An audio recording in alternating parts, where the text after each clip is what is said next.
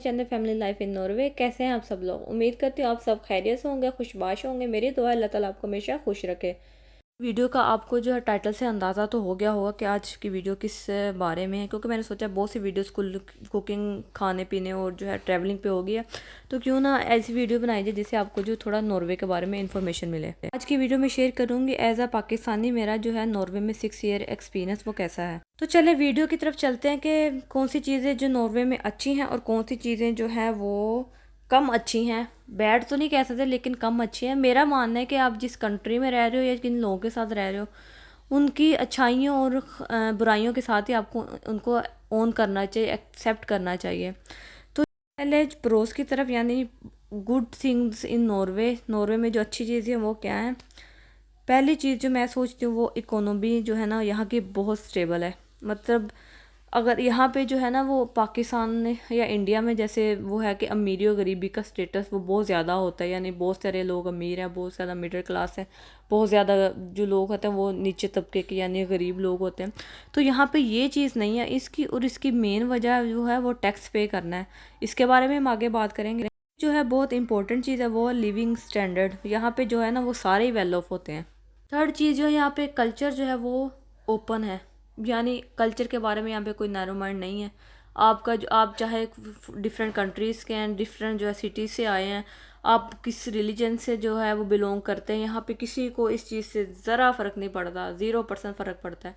तो इस चीज़ से बंदा बेफिक्र हो जाता है कि कोई आपको घूर रहा है, कोई आपको ये कर रहा है, आप ये कर दोगे तो कुछ हो जाएगा। नहीं, इस चीज़ से आप ना फ्री हो जाओ। एक चीज़ यहाँ पे जो है वो ड्राइविंग बहुत सेफ़ है, यानी कि आपको एक स्पेसिफिक प्रोसीजर के ज़रिए ना गुजर के आप ड्राइव कर सकते हो। आपके पास लाजमी लाइसेंस हो, बगैर लाइसेंस के आप ना ड्राइव भी नहीं कर सकते।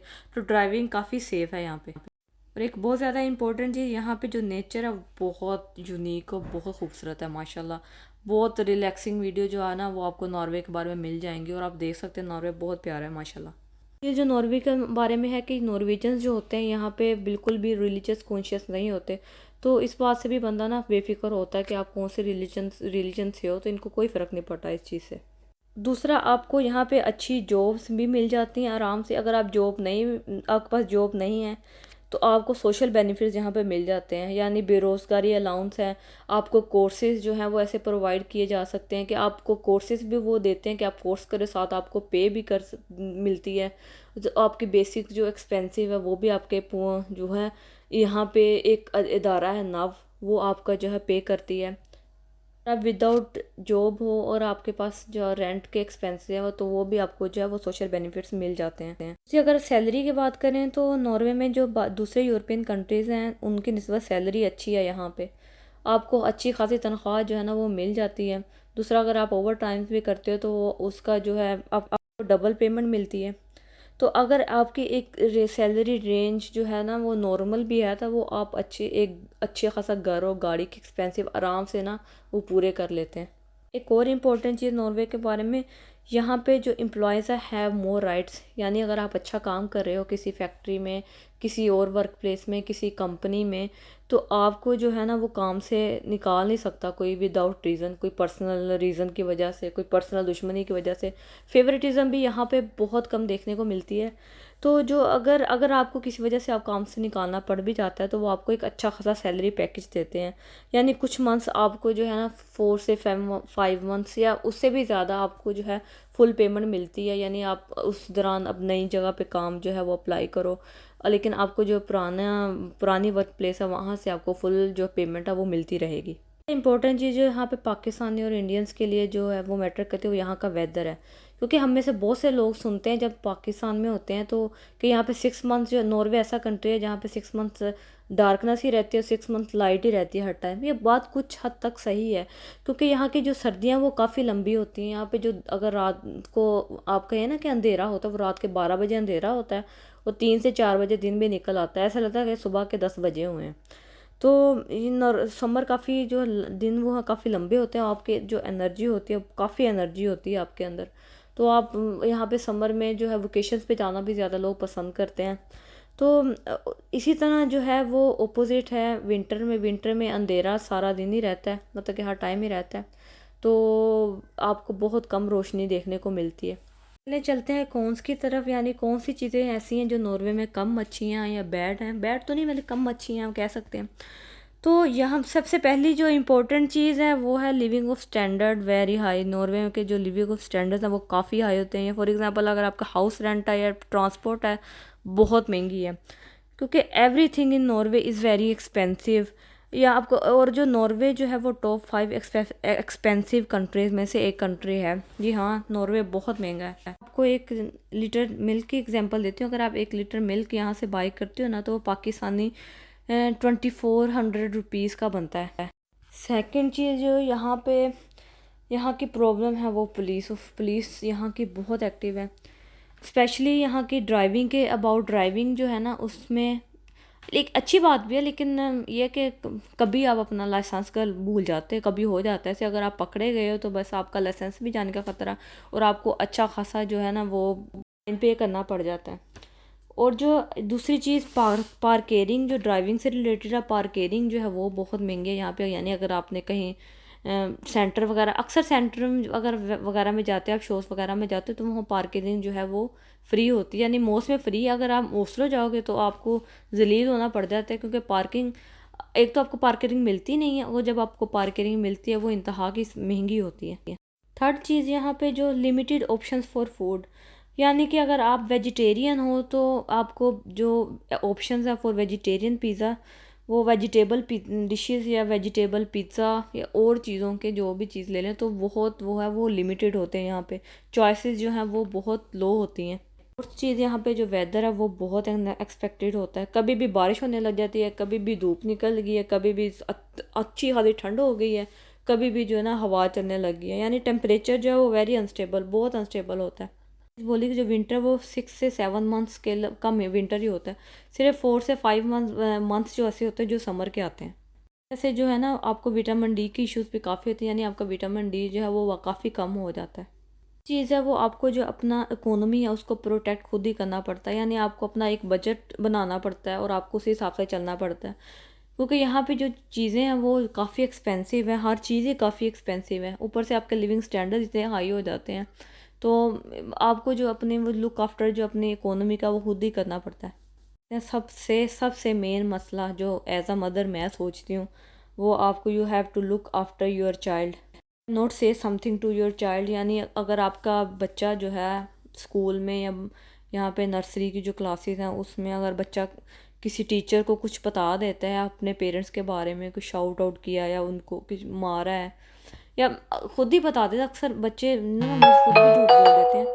तो जो ऑर्गेनाइजेशंस हो या चाइल्ड सर्विसेज होते हैं वो आपके बच्चों को ले जाते हैं यहाँ पे। तो आपको you have to change your environment. तो आप अपने बच्चों को ना कुछ कह नहीं सकते, किस्म का आपको उनको हर तरह की फ्रीडम देनी पड़ती है। यहाँ पे जो आप इतना जॉब करते हो, इतना वर्क हार्ड करते हो, तो दूसरा जब आपकी सैलरी होती है उसमें इतने ज़्यादा आपको टैक्सेस पे करने पड़ते हैं। और अगर कहा जाए ना कि नॉर्वे की इकोनॉमी इतनी अच्छी है, स्टेबल है, वो इसकी मेन रीज़न भी यही है टैक्स पे करना, क्योंकि यहाँ पे जो टैक्स के से ही सारा सिस्टम चलता है। जो अहम चीज़ हम पाकिस्तानी और इंडियंस के लिए है वो ये कि यहाँ पे everything you should do your self. यानी कि पाकिस्तान में ऐसा होता है ना कि आप लोग अपनी काम करके कामों के लिए मेड रख लेते हैं, आपको हेल्प मिल जाती है। यहाँ पे जो आपको खुद ही सारा कुछ करना पड़ता है। But if you take services तो उसके जो आपको चार्जेस बहुत ज़्यादा हाई हैं, आपको काफ़ी ज़्यादा पे करना पड़ता है। और पाकिस्तान के अकॉर्डिंग जो है ना इस चीज़ के जो चार्जेस हैं वो यहाँ पे बहुत ज़्यादा है। जैसे अगर हम लेते हैं, हम एक दफ़ा सफाई करवाते हैं तो हम पाकिस्तान के अकॉर्डिंग तकरीबन 12,000 पे करते हैं सिर्फ एक दिन की सफाई करवाने के लिए। तो पाकिस्तान में आप देख लें, अब 2 मंथ्स की जो है सैलरी होती है मेड की है। चीज़ जब मैं नई नई नॉर्वे में आई थी तो मुझे महसूस हुई थी यहाँ पे लेस पॉपुलेशन। यहाँ पे पॉपुलेशन को बहुत कम होती है और लोग आपको बहुत कम नज़र आते हैं।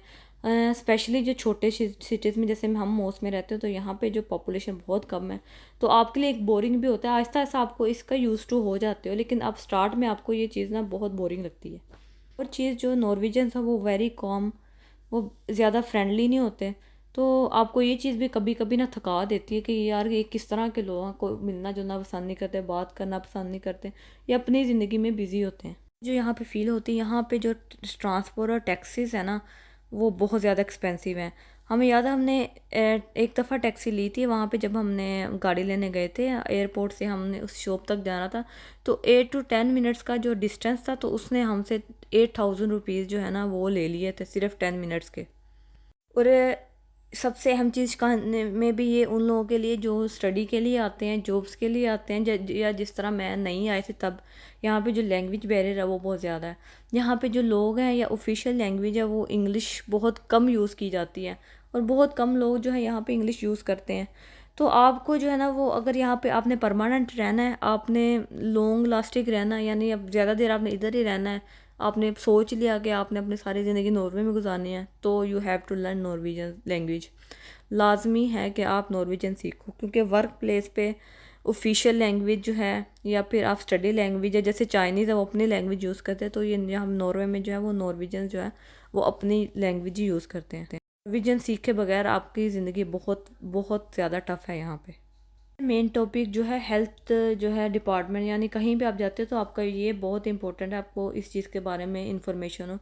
नॉर्वे में एक चीज़ बहुत अच्छी है कि अगर आप हॉस्पिटल जा रहे, हॉस्पिटल आपको किसी वजह से एडमिट होना पड़ता है, तो आपका वो बिल्कुल फ्री है, यानी आपको कोई चार्ज नहीं करना पड़ता, आपकी कोई सरदर्दी नहीं है, दवाई लेनी है, कुछ करना है, पाकिस्तान मतलब भगा देते हैं आपको, लेकिन यहाँ पे कुछ भी नहीं करना पड़ेगा, सिर्फ आप एडमिट हो जाए, सब सारा उनका जो है ना वो उनकी सरदर्दी है, वही आपको आपका टेक ऑफ करेंगे, आपको मेडिसिन भी वहीं मिलेगी, बहुत ज़बरदस्त सिस्टम है।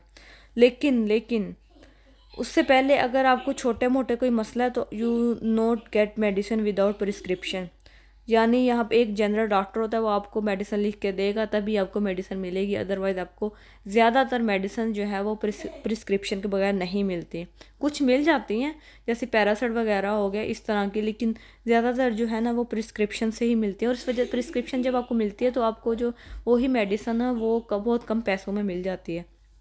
इशू है वो ज़्यादा सीरियस हो गया, आपको उस वजह से हॉस्पिटल जाना पड़ गया है, तो आपको वेटिंग जो लिस्ट है यहाँ पे वो काफ़ी लंबी होती है, यानी आपका जनरल जो आप पहले आप जब अपने जनरल डॉक्टर के पास जाओगे, एक स्पेसिफिक प्रोसेस होता है, डॉक्टर के पास जाओगे वो आपका जो वो आगे टाइम भेजेगा हॉस्पिटल, तो उसके लिए आपको काफ़ी जो ना वो वेट करना पड़ता है जब तक आपका टाइम नहीं आता, कभी जल्दी भी आ जाता है, लेकिन ये कि एक स्पेसिफिक प्रोसेस से गुजरना पड़ता है। पाकिस्तान में तो ये होता है ना, आप पे कर दो कहीं डॉक्टर के, कहीं भी हॉस्पिटल जाके किसी प्राइवेट क्लिनिक पे, तो आपका इलाज हो जाता है, तो यहाँ पे ऐसे नहीं होता। मैंने तो आज लिविंग इन नॉर्वे के बारे में सारा शेयर कर दिया कि मैं क्या महसूस करती हूँ, या मेरे ख्याल में कौन सी चीज़ें अच्छी और बुरी हैं नॉर्वे के बारे में, प्रोज एंड कॉन्स क्या है नॉर्वे की लाइफ के बारे में।